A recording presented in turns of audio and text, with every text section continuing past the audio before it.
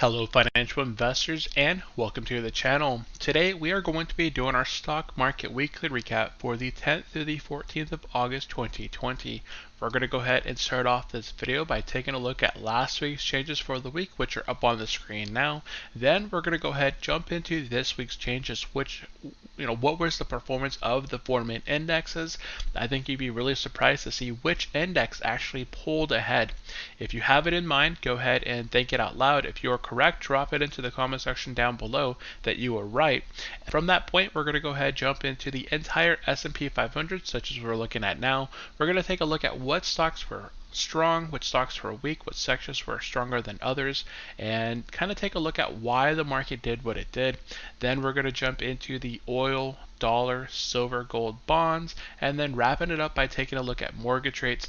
I think this past week was a pretty exciting week, not because of the stock market, but because of what took place between gold, silver, and the bond rates. The bond rates here in this past week for the 10-year bond rate was at 0.56%. So just this week, there's a huge spike there with the bond rates, and you can see that there's a big change with silver and gold because of that potentially. But we'll go ahead and take a look at that, and if you have an opinion on that, I'd like to hear it as well down in the comment section below. So with that said, if you are brand new to my channel, have not yet subscribed, definitely subscribe here to the channel. If you have any comments or questions going over anything in today's video, drop it into the comment section down below. And of course, give this video a thumbs up, make it blue, and let's go ahead and get into the video. The S&P 500 up 2.45%, the Dow Jones 3.8%, the Nasdaq up 2.47%, and the Russell 2000 a whopping 6% there. Now, last week we also had silver and gold pretty positive, with silver exceeding over 15%.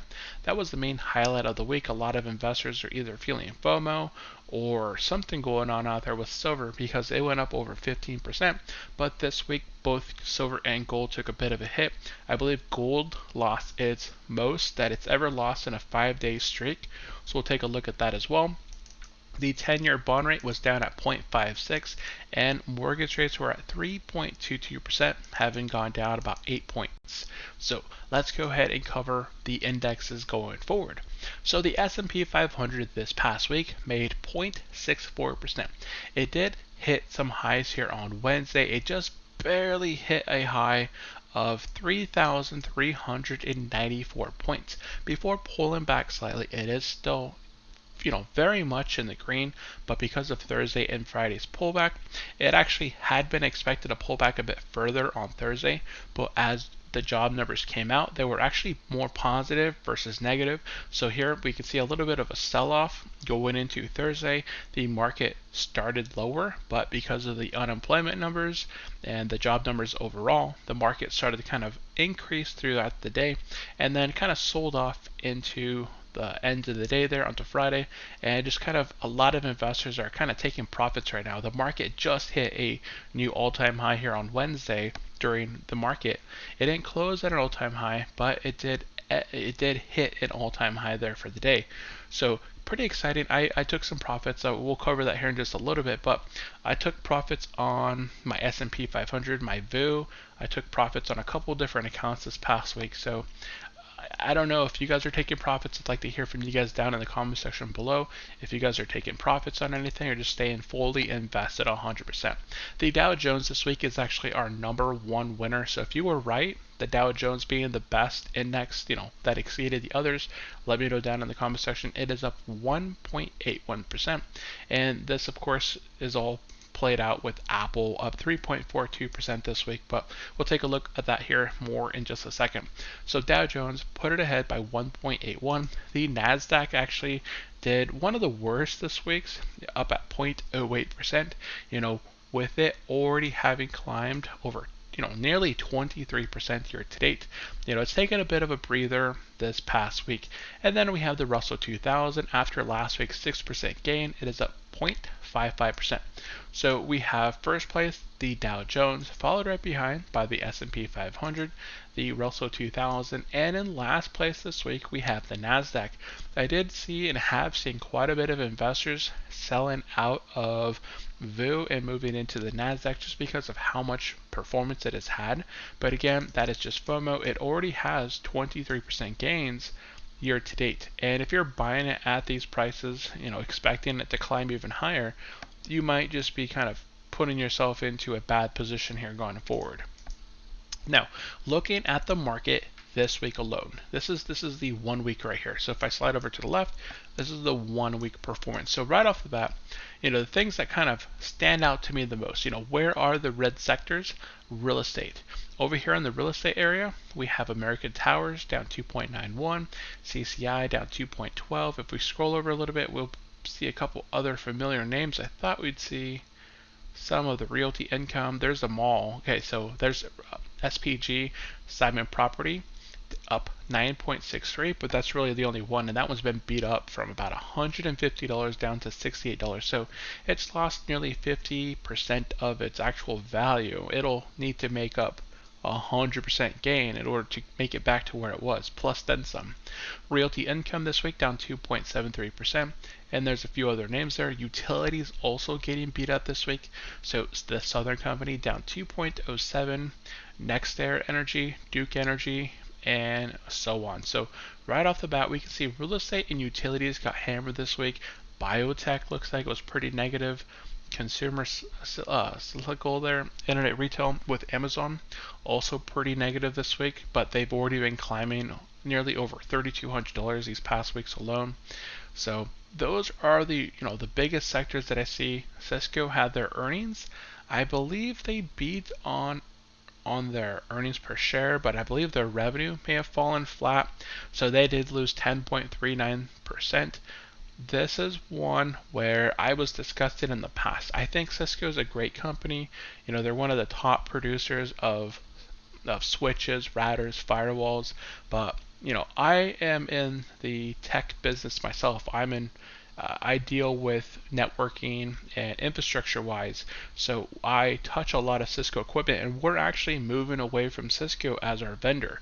We're no longer going to be using them for our switching, for our routing, for our firewalls and protection. We're moving from Cisco over to HP Aruba and Palo Alto. So with us doing that, I can see a lot of other businesses that have also done that. So Cisco having been moving a little bit more to licensing style and requiring licensing of every 3 years to be, you can't just buy the equipment, let it sit on the shelf and collect dust. When you have something to replace, you'll replace it.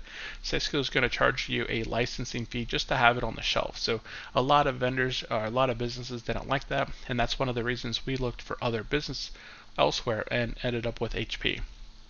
So Microsoft here and Oracle down a bit this week, but we can see a lot of the other techies, such as Intel, Nvidia, Apple, all positive there this past week. Financials with JP Morgan, Bank of America, Wells Fargo, and Citigroup, all pretty positive there as well.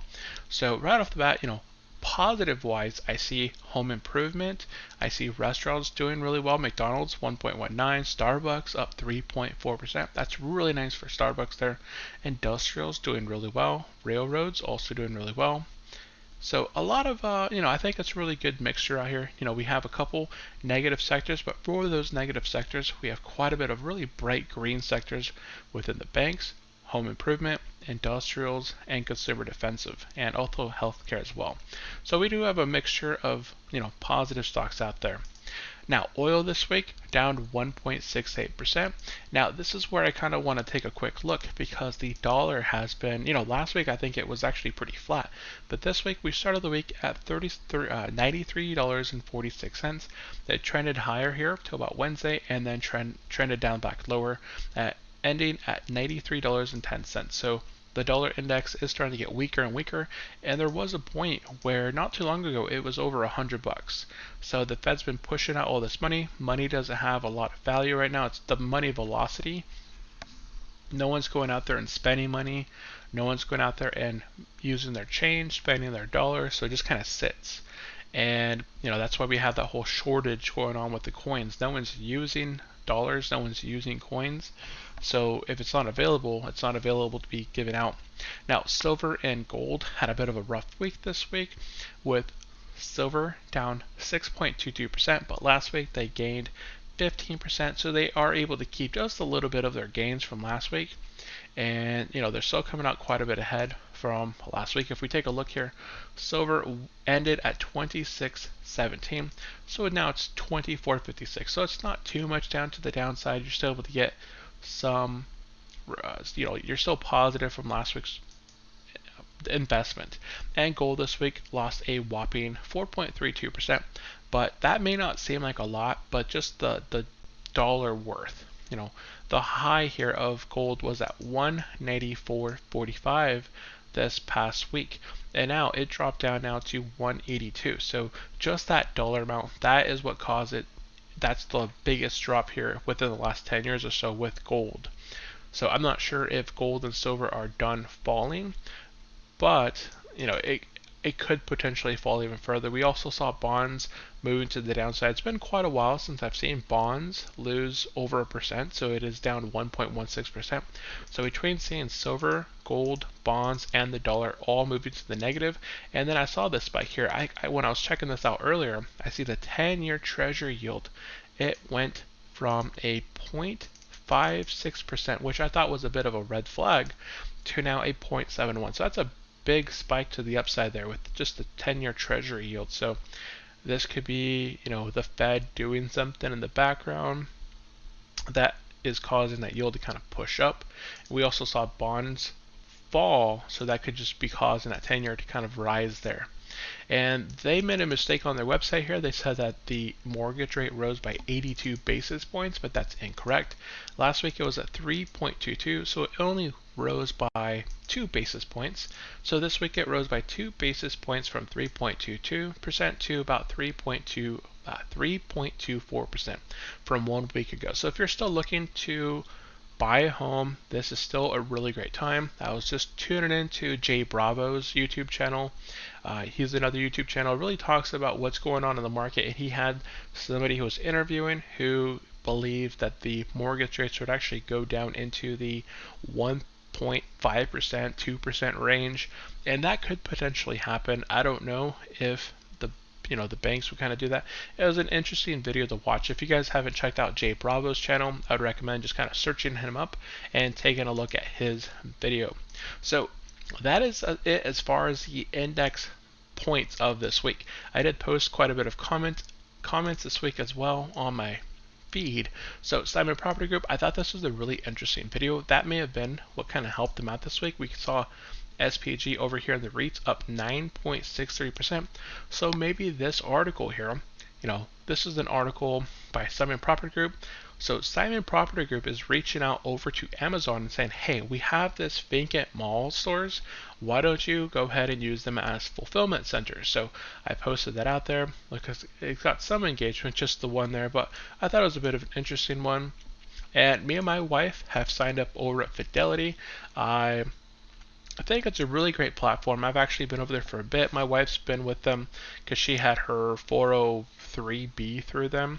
And when I saw in her last statement that she hadn't rolled over her retirement plan from her work after she quit, and she got hit with an account fee, I said, you know what, we have to take a look at this. So we went ahead, opened up an IRA, Roth IRA over there, and then rolled her plans over from the tax deferred and such into the standard individual IRAs, Roth IRAs, to kind of avoid those account fees that come with work accounts.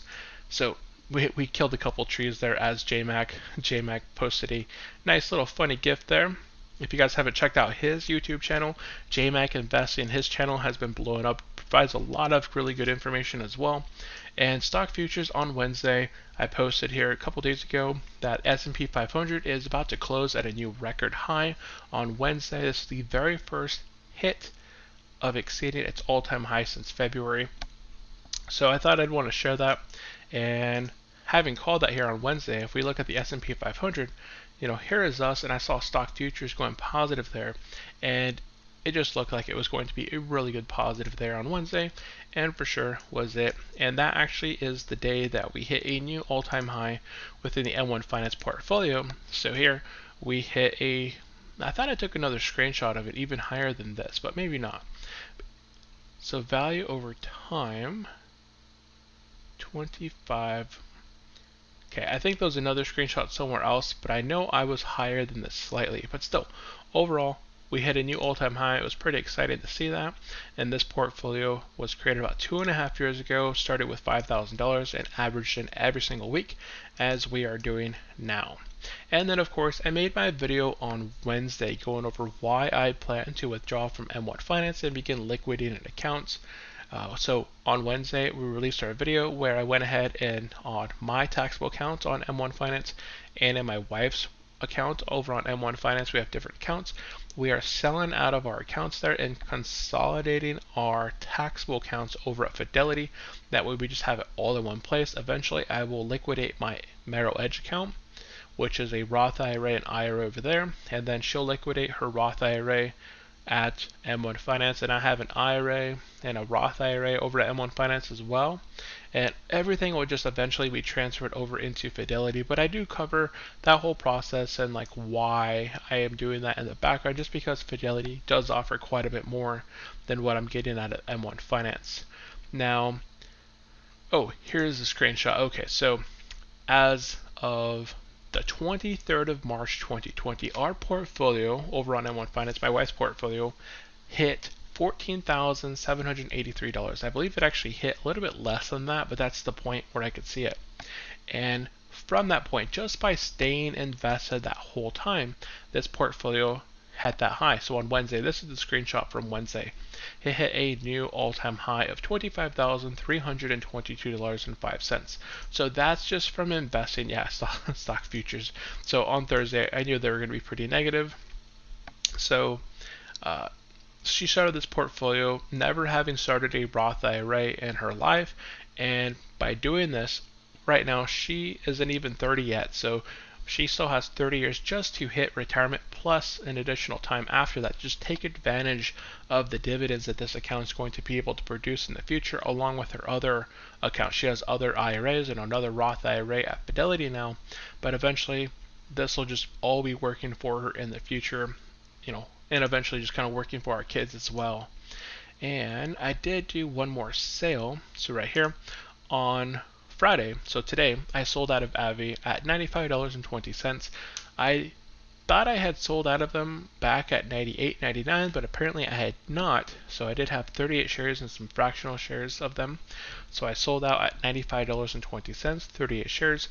This did cut my yearly income and my quarterly income there. So based on the number of shares and their current dividend, I am going to have a dividend cut of about $180 per year, or about $45 quarterly. Now, if they do fall, say $90, I will probably end up buying more of them. But for the time being, I see a little bit more downside to them, and I did actually move into another position. I moved into SPLV. I think I had $5,000 after that to invest. I had some other cash sitting in the account, so I just kind of put $5,000 into it and let it ride forward. So that is pretty much all I went over and covered in this past video. If you guys are interested in checking out, more content on my channel, definitely check it out, subscribe to the channel, check out the playlists that are available out there covering M1 Finance, Merrill Edge, and so on. If you guys are interested in having some other video topics discussed, let me know down in the comment section. My wife also has a YouTube channel. She's been kind of getting into stock market investing and financial tips to benefit our children. So she goes over 7 tips to teach your kids about money. She's been going over how to teach your kids how to manage your money, and we have a new video that she just recorded on how to generate passive income with dividend stocks, because we've been discussing her portfolio and how it is working its way up to begin generating passive income, and she really likes to see that on a weekly and monthly basis, how it has been working these past 2.5 years, and it's very positive. So that is going to be it for today's video. If you guys did enjoy this video, definitely subscribe to the channel. My wife's channel will be linked down in the description below as well, and give this video a thumbs up. Drop me a comment and say hello. I really appreciate it. Of course, thank you for tuning into this video. If you made it all the way to the end, I'd pat you on the back, but the illness. So that is it. Thank you all for tuning in. I will see you guys in the next video. Bye.